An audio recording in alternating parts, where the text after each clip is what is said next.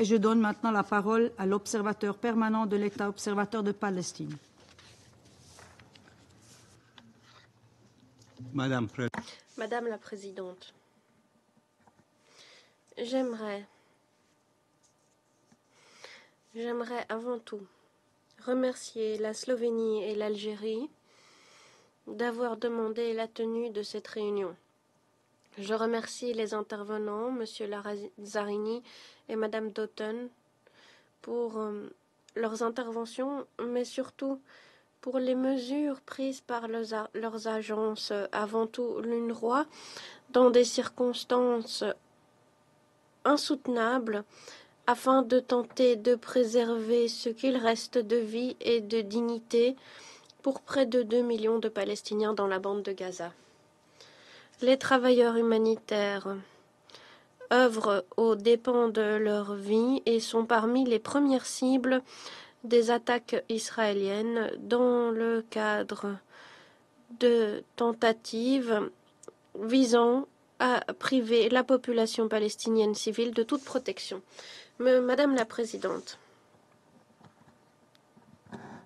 il est clairement indubitable aujourd'hui qu'Israël a pris la décision de mener une guerre totale contre la population palestinienne de la bande de Gaza, en détruisant toute une partie de sa population pour s'en débarrasser. Israël estime également que tout individu contribuant à préserver la vie à Gaza est un ennemi et une cible. Voilà pourquoi ce pays tue sans relâche des médecins, des travailleurs médicaux, des travailleurs humanitaires, des membres d'équipes de secours, du personnel de l'ONU et des journalistes. Cela ressort très clairement dans des massacres menés par Israël dans le nord de Gaza. Il s'accompagne d'ordres d'évacuation intimés aux hôpitaux de la région. Hôpitaux qui, comme les maisons et les refuges, sont bombardés, assiégés et attaqués. La menace de la destruction de l'ensemble de la population est utilisée pour la déplacer de force, non pas pour garantir sa sécurité, mais pour prendre le contrôle du territoire et soumettre la population. Les attaques sans précédent contre l'ONU et son secrétaire général, les attaques contre l'UNRWA, les attaques directes contre son personnel en le tuant, le mutilant, le détenant et le torturant, les attaques contre les infrastructures, les bombardements d'écoles, d'abris, de bureaux, de centres de stockage et de centres de distribution de l'UNRWA, et maintenant la menace d'adopter des législations pour empêcher le fonctionnement de l'UNRWA sur le territoire palestinien occupé, doivent être examinées sous cet angle. Comme l'a dit M. Lazzarini, il convient de prendre cette situation très au sérieux. L'UNRWA est indispensable, est une organisation indispensable qui doit être protégée par tous les moyens. C'est une des plus grandes réussites de l'Organisation des Nations Unies.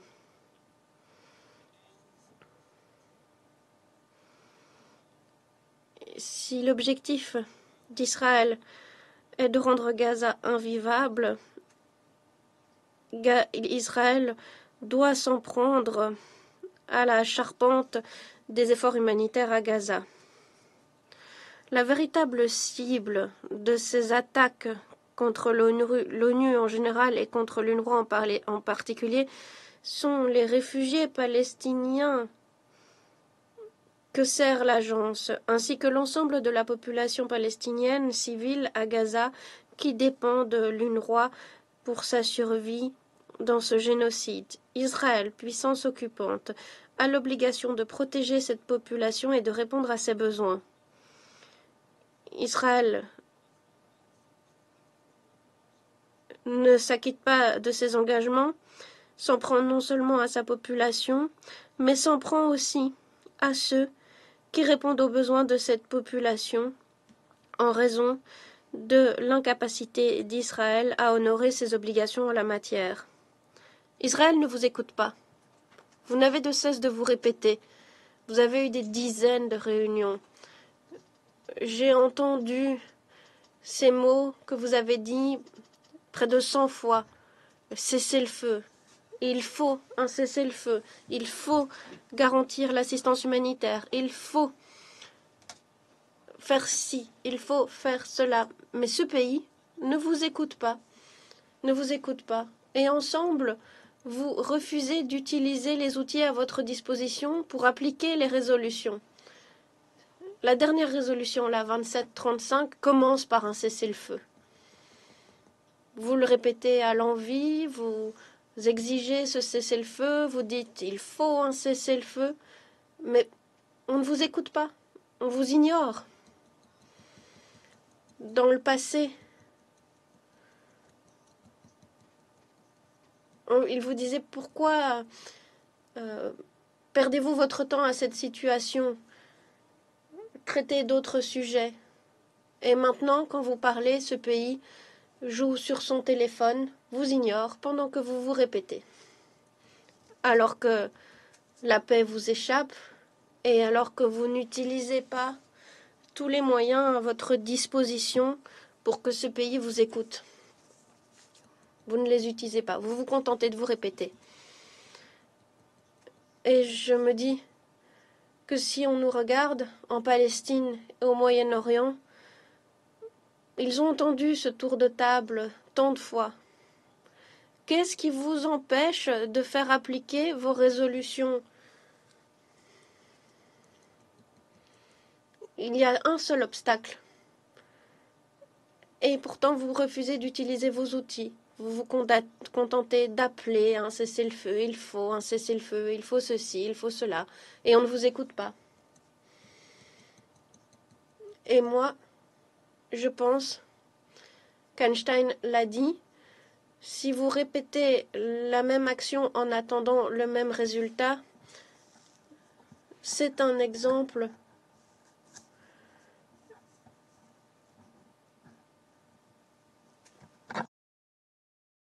de folie. Et voilà l'exemple que vous incarnez.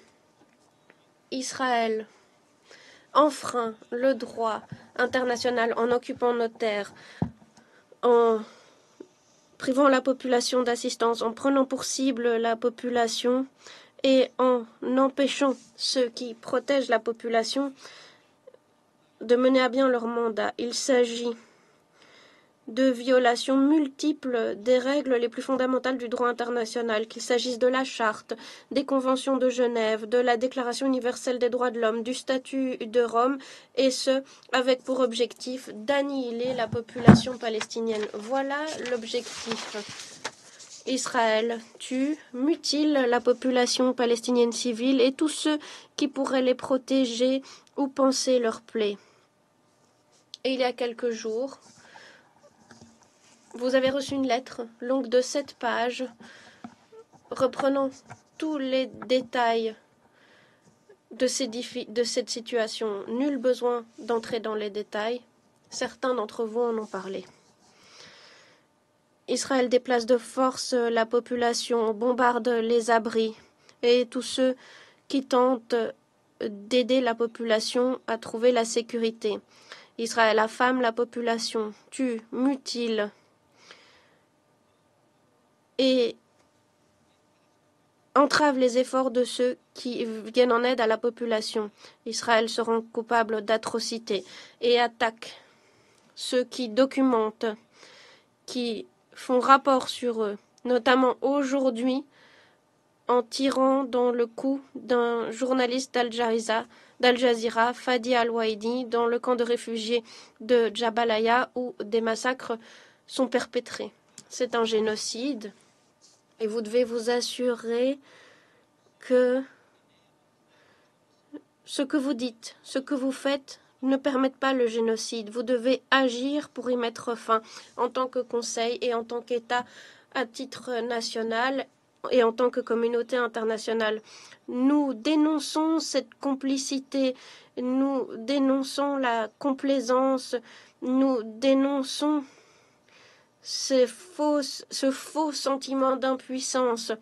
De plus en plus de pays appellent à un embargo sur les armes afin de s'assurer de ne pas fournir à Israël des armes qui pourraient être utilisées contre la population civile. Si vous appelez à un cessez-le-feu, vous n'avez pas besoin de nourrir le conflit en envoyant des armes.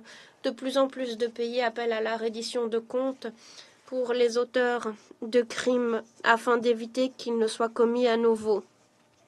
Si vous vous targuez d'être un champion du droit international, vous ne pouvez pas protéger des auteurs d'atrocités. Madame la Présidente, Israël aurait pu mettre fin au génocide à Gaza et aurait pu éviter toute escalade. Au lieu de cela, Israël augmente la destruction, le déplacement de force et la mort en Cisjordanie et au Liban. Le Premier ministre israélien a mis en garde le Liban qui risque de sombrer dans l'abysse de destruction et de souffrance comme Gaza, abysse dont il est responsable à Gaza en perpétrant un génocide et qu'il reproduit au Liban en tuant 2000 Libanais, avant tout des civils, et en déplaçant 1 million en moins d'un mois. Nous sommes les témoins de la même incapacité à empêcher Israël de commettre les mêmes atrocités commises en Palestine au Liban. Notre vie n'a-t-elle pas de valeur? Nos civils ne méritent-ils pas d'être protégés? Nos vies valent-elles moins que les autres? Comment expliquer autrement qu'Israël, pendant près d'1 an, peut nous tuer et infliger tant de souffrances sans être empêché? Êtes-vous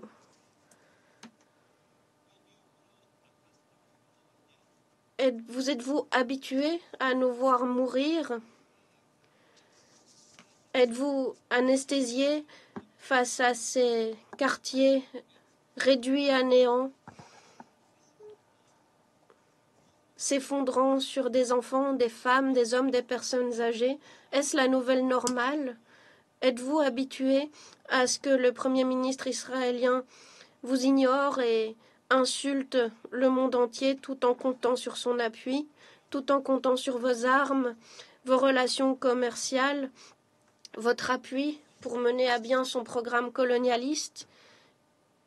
Il faut stopper Israël. Ce pays ne peut pas disposer d'un droit de veto sur le cessez-le-feu, sinon il n'y aura jamais de cessez-le-feu. Le gouvernement israélien n'en a que faire des vies palestiniennes, des vies libanaises et même des vies israéliennes. Ce pays crée l'insécurité pour les siècles à venir. Israël va protéger ses efforts d'occupation et de domination à tout prix. Et Netanyahou protégera Netanyahou à tout prix. Ce sont les civils qui payent le plus lourd tribut. Nous voulons que le droit international prévale, que la liberté l'emporte, que la justice l'emporte, que la paix l'emporte. Nous voulons que tous les civils soient épargnés. Rien ne saurait justifier la commission d'atrocités. Rien. Si vous êtes un pompier, vous ne négociez pas avec un incendiaire. Vous l'empêchez de mettre le feu. Les flammes menacent d'embraser l'ensemble de la région. empêcher ces activités incendiaires? Avez-vous les capacités d'y parvenir? Vous connaissez le responsable, vous connaissez son adresse, ses méthodes, ses mensonges et ses objectifs. Et pourtant, ce responsable estime pouvoir jouer avec le feu en toute impunité, alors que le monde tente de trouver les moyens de mettre fin à un incendie sans pour autant en vouloir arrêter le responsable. Il ne faut que quelques secondes pour tout détruire, mais des années pour reconstruire, des décennies pour reconstruire. Et lorsque l'incendie est déclaré, tout a changé. Entendez les cris de ceux dont la chair brûle et tentez de leur expliquer que depuis 365 jours, le monde regarde ces 365 km² de Gaza se transformer en décombres et en cendres.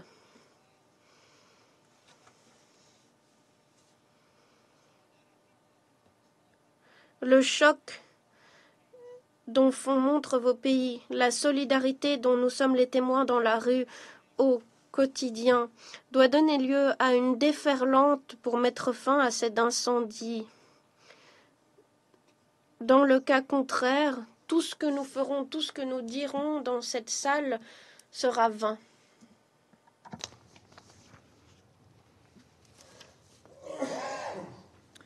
Je remercie l'observateur permanent de l'État observateur de Palestine et je donne la parole maintenant au représentant d'Israël. Thank you, Madam President. Merci, Madame la Présidente. Avant tout, j'aimerais répondre à M. Mansour en ce qui concerne la résolution 2735. Vous avez mentionné un élément. Vous n'avez pas mentionné la libération des otages et c'est pour cela que nous sommes dans cette salle. C'est bien ce qui a commencé cette guerre, l'enlèvement de civils israéliens. Et je suis vraiment déçue, Monsieur Mansour, par vous. Non, le Hamas, nous n'étions pas surpris, mais nous sommes déçus de vous, de l'autorité palestinienne. Répétez ce que j'ai dit en entame de cette séance, que le Conseil de sécurité est un lieu de respect et je prie tous les intervenants de respecter les normes appropriées en matière de ton, de formulation et de contenu dans leurs remarques. Et on ne s'interrompt pas les uns les autres. Merci. Je vous prie de continuer. Thank you, Madam President. Merci, Madame la Présidente. Ce n'est pas le Hamas qui me déçoit. Nous n'attendions rien du Hamas. Nous savons que ce sont des sauvages. Mais l'autorité palestinienne, vous êtes censés être les modérés, les plus éduqués. Et après un an, vous n'êtes même pas capable de dire que vous condamnez les atrocités du 7 octobre, que vous condamnez le Hamas. Et donc, nous nous posons des questions quant à l'avenir, quant à vos idéaux, si vous n'êtes pas en mesure de le dire. Même le président Abbas à l'Assemblée générale n'a dit aucun mot.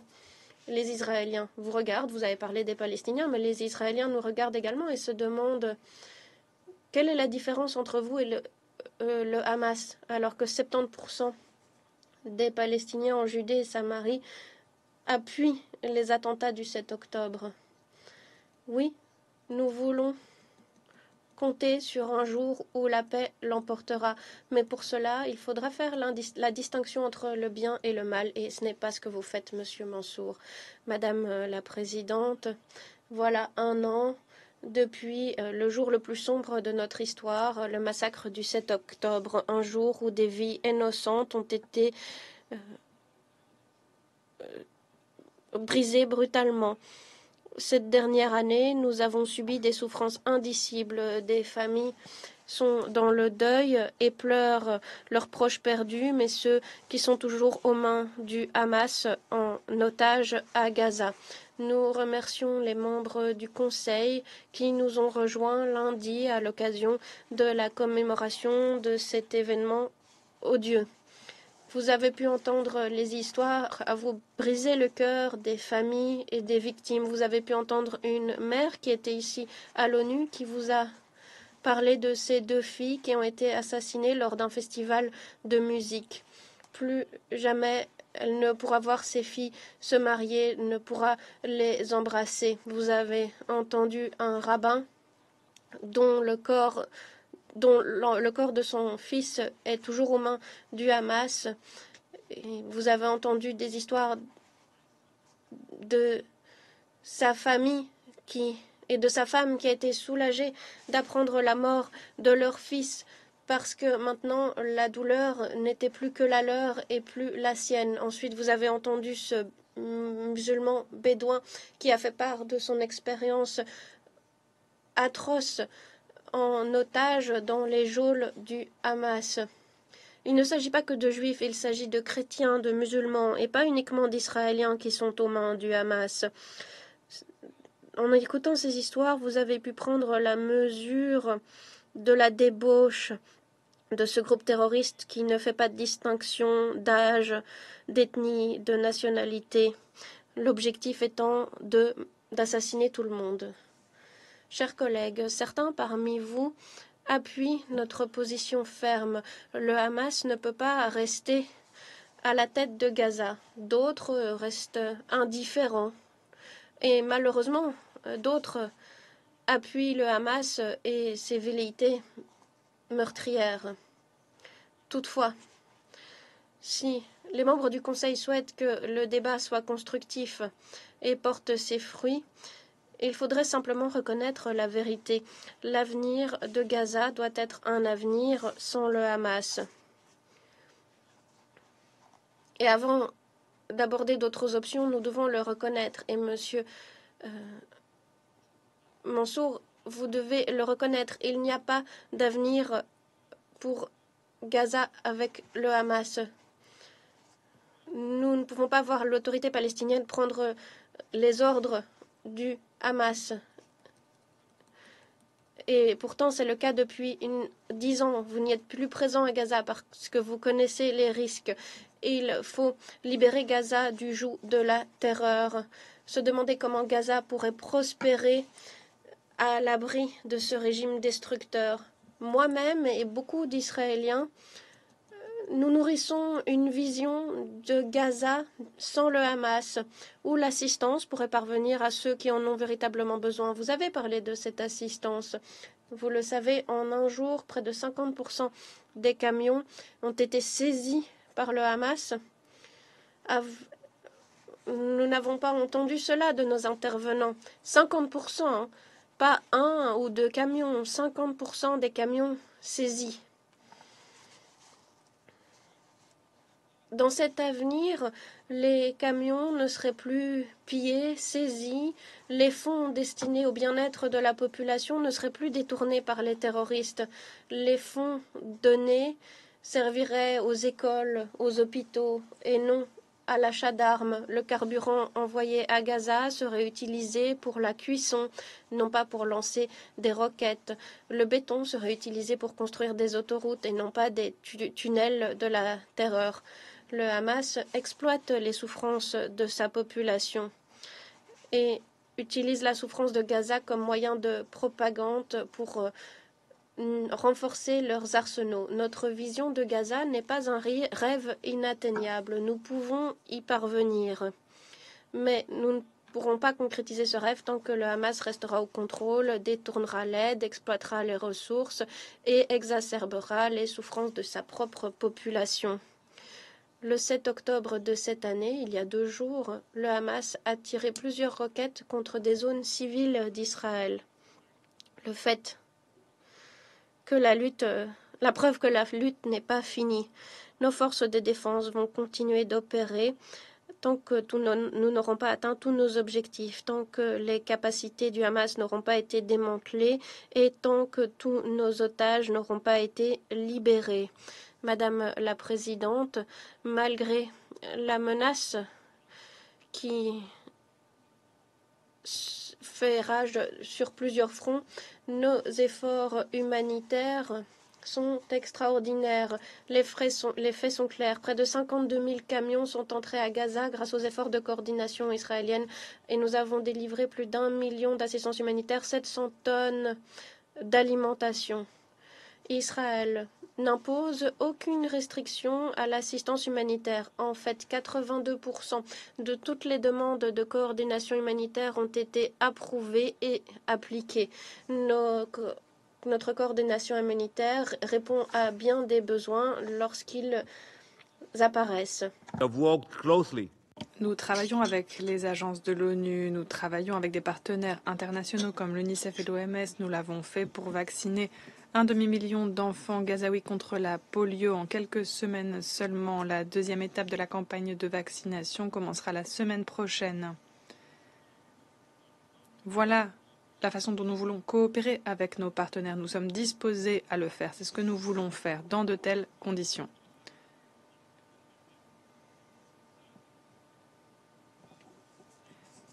Nous avons revu à la hausse l'acheminement en eau, en denrées alimentaires, en matériel médical.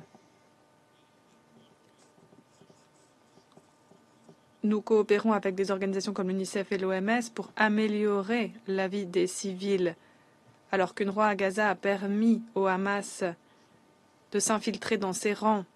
Cette infiltration est si avancée que l'organisation ne peut plus être sauvée. Le contraste est on ne peut plus frappant. Israël s'efforce de protéger les civils, alors que l'UNRWA les abandonne à leur sort, les laisse souffrir. Cela fait des mois que nous tirons la sonnette d'alarme face à cette infiltration de l'UNRWA par le Hamas, mais rien n'a été fait. Et je n'ai pas entendu le représentant de l'UNRWA lorsqu'il a parlé des victimes, spécifier combien de victimes étaient affiliées au Hamas. Nous avons donné leur nom à l'UNRWA.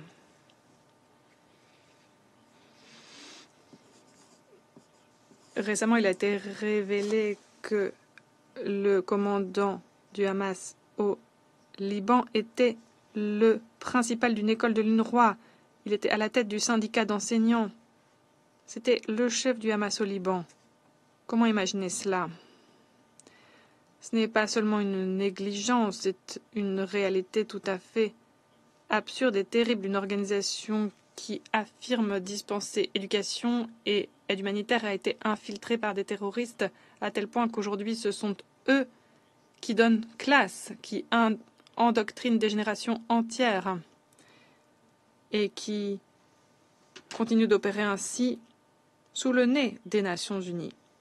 Mesdames et messieurs les membres du Conseil de sécurité, cela fait des mois que nous débattons de ces questions sans résultat. Nous tournons en rond. Nous devons changer d'approche plutôt que de nous concentrer sur les symptômes, nous concentrer sur la maladie, c'est-à-dire le régime iranien. Aujourd'hui, nous débattons de la situation à Gaza, mais demain, nous serons appelés à parler du Liban. Et ensuite, le Yémen, l'Irak. Nous connaissons tous l'origine des souffrances, le désir de Téhéran d'asseoir sa domination suprémaciste. Téhéran continue sans aucune restriction. Pas plus tard que la semaine dernière, il a tiré des centaines de missiles dans son attaque balistique la plus importante de l'histoire. Aucun État au monde ne tolérait un tel assaut contre son peuple. Israël ne tolérera pas cela non plus. Et nous choisirons quand et comment nous voulons riposter. En tout cas, sachez que cette riposte sera ferme. Nous n'hésiterons pas une seconde à l'heure de nous défendre.